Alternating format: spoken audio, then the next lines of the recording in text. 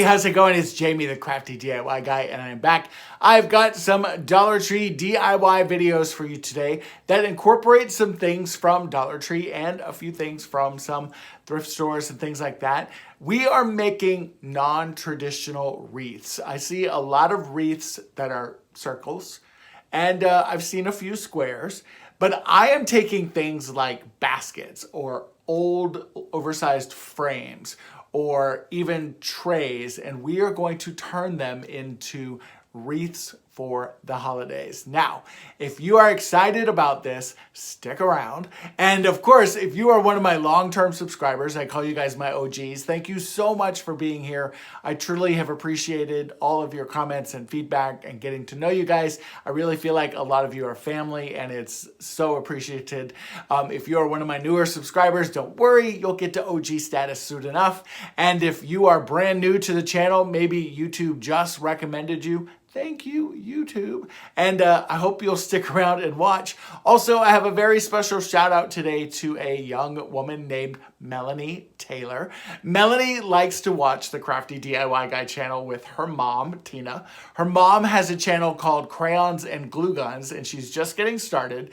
And I thought it was hilarious because her mother told me that she watches like these gamer videos, and she watches something called, I think it's called Roblox, and she wants to watch me before she watches those videos. So don't tell any of them, but Melanie, thank you so much. I hope that you get inspired by a lot of this stuff, and I hope that you start your own channel someday too. All right, guys, let's get into the video. All right, everyone, and for project number one, I'm going to be using this farmhouse basket that I picked up on Facebook Marketplace. I paid $5 for this basket, and I know you all are wanting me to say this is from Dollar Tree. This is not, but you could very easily grab a basket that's a wire basket that has that similar kind of chicken wire feel to it, and I would just spray paint it either a bronze or a dark steel color. And they have an oval basket. I think they have a square basket, and I've also seen a round basket at Dollar Tree. Any of those would work. We're gonna grab some burlap. We're gonna also grab some assorted florals, some assorted ribbons, and some other little accoutrements that you can get from Dollar Tree. Things like small ornaments and bells and various things like that. Now, my burlap garland that I have here is from Home Goods, and this was on a clearance sale from last year. It was $2, but you could easily recreate this using Dollar Tree burlap ribbon. What I would do is I would grab a roll of Dollar Tree burlap ribbon, maybe even 2 or 3 rolls, and then just kind of fan fold them, kind of like you see this garland, and then take a embroidery needle or a thicker needle that would hold a twine, and literally just go up the middle and gathering it as you're doing it, and it will recreate this very similar look to this burlap garland. It's pretty easy to do, and honestly, if it wasn't $2, I probably would have just tried to make it myself. So the first thing I'm going to do is line the inside of my basket with it, and what I'm doing is I'm taking my twine and I'm going to tie it down in the 4 corners, and I'm just making sure that I have enough to go around. And I know that with this particular garland, there's plenty of it to go around. So I'm going to have to cut this. I know it's going to be okay. I didn't want to cut it at first. I really didn't. But I'm taking my twine and I'm just kind of tying it down in the corner as far as I can go down. And then I'm going to tie it in a simple knot. And I'm going to repeat that step, and I'm going to go all the way around on the 4 corners. And then anywhere that I feel like it's just a little loose, I'm going to do the same exact process. And I'm going to kind of speed through this real quick because I think you guys know how to tie a knot. And then once you get to that area where your garland is going to meet, this is the painful part. I did cut it. I'm wanting the center of my basket to show through. So if you didn't want to do that, you certainly wouldn't have to. Now for our ribbons, I am going to take pieces of ribbon, and rather than completely wrapping it around this garland, what I'm actually doing is kind of tucking it and making it look like it's wrapped all the way around the garland. But I'm going to use a little bit of hot glue, and I'm just going to hold that into place as I tuck and work my way around. Then it gives the same look and feeling of it being wrapped, except for I'm not wasting quite as much ribbon. Now for my florals, I'm just going to grab my favorite tool ever, and this is my Lineman Pliers that I picked up at Home Depot many years ago. I have a newer version of these linked below for you if you want to get some. I trim off all my flowers. They make it so easy to do, and I'm just literally going to start gluing. Now, what I am doing with these are trimming them down all the way to the stems, and then just adding my hot glue and making sure that they're placed kind of where I want them. There's no real rhyme or reason to this. Now, I will at some point, as you see, I'm kind of going to work on this corner. And then after I have this corner set up, what I will do is take this and kind of stand it up. I lean it up against my workstation. And the reason why I'm doing that is because I want to be able to see it as if it were hanging on the door. I know it's weird, but that's what works best for me whenever I'm decorating one of these wreaths. So that's what I'm going to do. I'm going to go in, though, and fill in this corner still because there's still a few pieces here I want to add. I want the burlap to show. I want that buffalo check ribbon to show, but then I kind of don't want it to show either, if that makes sense. So now you can see I'm leaning it up against the workstation, and I'm going to start decorating. And I'm just going to continue to work myself around the wreath. I love this little toy soldier, this nutcracker. He was left over from a previous project that was a fail. And now I'm just adding different embellishments all the way around until I have the wreath completely decorated the way that I like. I'm doing it very fast here, but as you can see, it turns out amazing. I absolutely love this so much. I would love to keep this, but I know that as soon as my mom sees this video, she's going to want this wreath. So I'm just going to take it to her for Thanksgiving. That way she can have it for Christmas decor on the front door. I love this, and knowing my mom, she'll probably even put it on a coffee table or something. That is actually a great idea with this as well. You could very easily put this on a coffee table, put some hurricane candles or something in the middle of it that are battery operated, and it could be actually amazing for a coffee table also. My next idea is a picture frame from Goodwill. This was $1. It's a pretty big picture frame. I would say this is like a 11 by 17 size. It was plastic, it was black, and it was $1. I spray painted it silver, and now I'm just gonna add these different embellishments. A little bit of ribbon, some florals, some greenery, and some floral picks from Dollar Tree. So the first thing I'm going to do is wrap a large piece of ribbon around this corner. I want to make sure that one of the corners actually stands out a lot more than the other corners, and you'll see what I'm talking about in a minute. I'm doing this with this ribbon from Dollar Tree, and it makes it actually pretty easy. I don't have to use a complete piece. I can cut it down, trim it, and then simply just glue it down inside the frame, and nobody knows the difference. Now for the rest of my frame, I'm going to continue on with wrapping these pieces of ribbon around it as well. And I'm going to use the same method. I'm just going to kind of do them in smaller increments and smaller sections because I want the frame itself to look like it's completely wrapped in ribbon. And then you'll see that I will continue wrapping it in a little while. I probably should have kept wrapping it, and you'll see why in a minute. Now I'm going to take this garland, and what I'm going to do is trim it down to the longest pieces of these 3 large balls that are on this garland.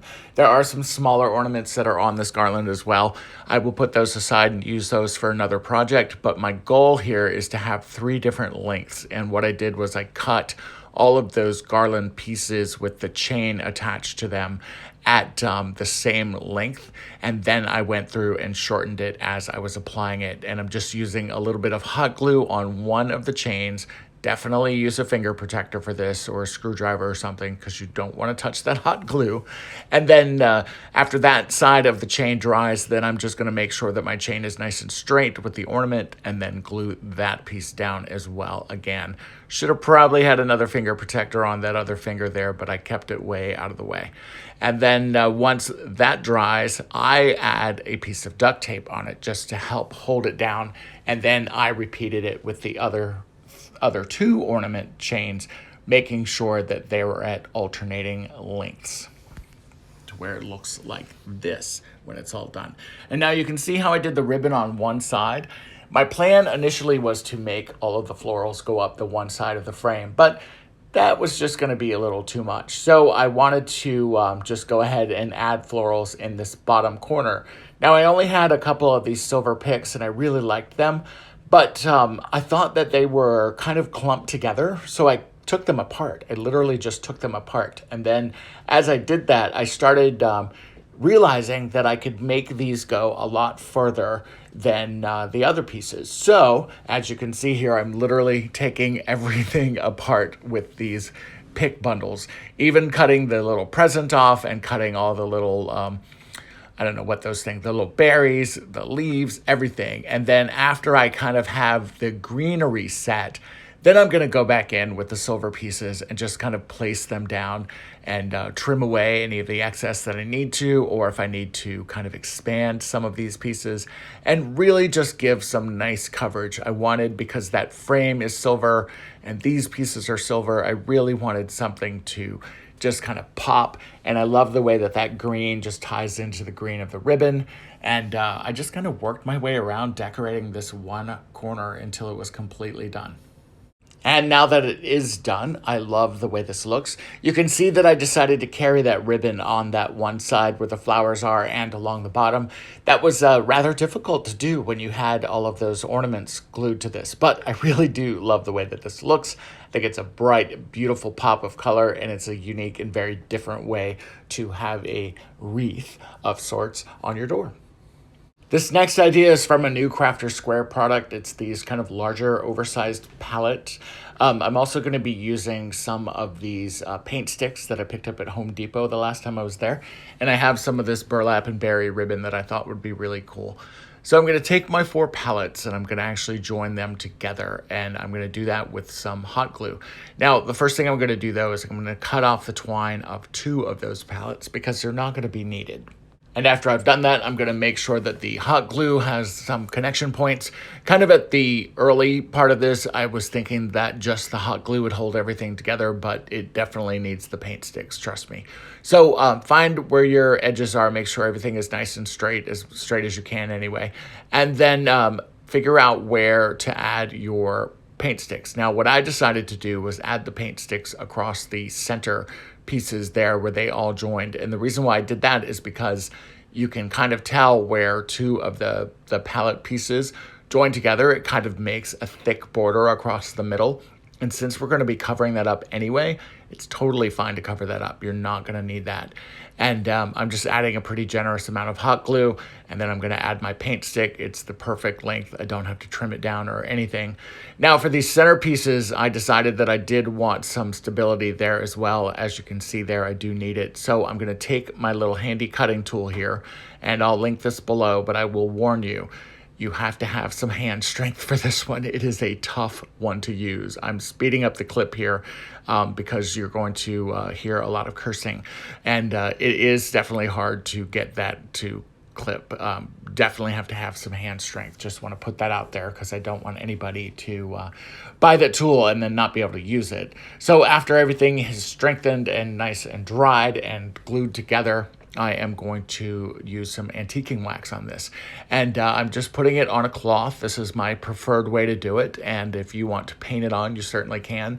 I like doing this, and then I use that same cloth to just kind of wipe away the excess. I love the effect that antiquing wax gives on this unfinished wood. It makes staining something so much easier. It's so much easier for cleanup on your hands, on your workstation surface. To me, antiquing wax is the best, and I don't care what anybody says. I actually have friends that make fun of me with their antiquing wax or with how much antiquing wax I use. So that shout out was for them. Now, after everything is all set, I am going to take a brush and I'm just going to go through and kind of get those smaller pieces in between the palettes or the strips. I don't know exactly what they're called, but you'll see where the brush is. That's where I'm getting.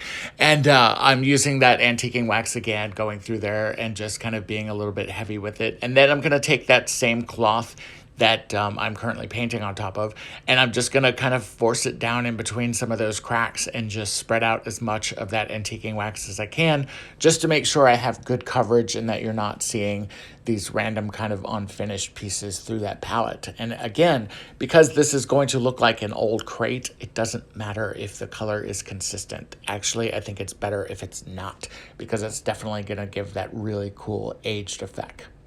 So as I started to play around with this, I remembered that I had these remnants of my buffalo check ribbon, and you never throw away ribbon remnants. And I decided that they might be the perfect length, or I thought they might be the perfect length, and then figured out that they were. So I decided to kind of wrap my package with those. And what I'm going to be doing is taking that buffalo check ribbon down the center, and I'm going to add a generous amount of hot glue like you can see there. And then I'm going to take the other pieces and kind of trim them to fit to make them work like this is a wrapped package. Again, I'm not completely wrapping this all the way around. I don't have enough ribbon for that, but you don't have to because you've got those extra pieces of ribbon, and they actually worked out great. Now, I had this bow that was left over from a previous project, and I'll show you how I did this. I just take, and this is not the way to do a proper bow by any means, but it seems to work for me. I'm taking pieces of ribbon, I'm folding them over to the center, I'm adding a little bit of hot glue, and then I'm going to put that aside, and then I'm going to make several different sizes and variations of that same type of bow, I guess is what it really is. And then as I get them done, I'm just going to do 3 of them here, but you'll kind of get the idea. Then you start layering them kind of like this until you build your way up to a big fluffy bow. And then you glue your bow on top, and then you start to decorate your package. So what I'm going to be doing is, once again, using my clips here that I love so much, and I'm just going to be trimming away any of that excess wire that I don't really need. And then I'm going to add some different embellishments, kind of like you might decorate a package at home for a family member. Think of this as a present. Now, my big glue gun ran out of steam, so I had to use the little guy there. And I'm just adding lots of embellishments, different pine cones, different berries and leaves, and just kind of working my way around until everything is completely dry. And then once it's all set up and I like the way it looks, it is done. And this is what it looks like when it's all done. I love the way this looks. It looks like an old, rustic crate to me that somebody gave you as a present. I also love the way it looks on my regular front door, even though my front door is that purpley eggplant color, for now anyway. I still think it pops and it looks really good. And for my last project, I'm going to be taking one of these Dollar Tree love signs and a Christmas tree that I have left over from last year. I bought this tree and then I realized it didn't have the part of the stand that I needed to be able to use it. So I just saved it, and now I'm going to recycle it or upcycle it for this particular project. Now, the tree itself, you can use these types of trees for that. You could use the white tree if you want to as well. You could also use those Dollar Tree garland ties. Those would work really well, actually.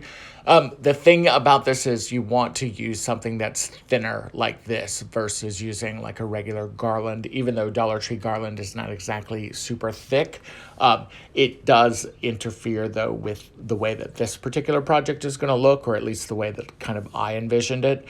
I'm using my Lineman Pliers again there, and as you can see, it's chopping through that pretty easily.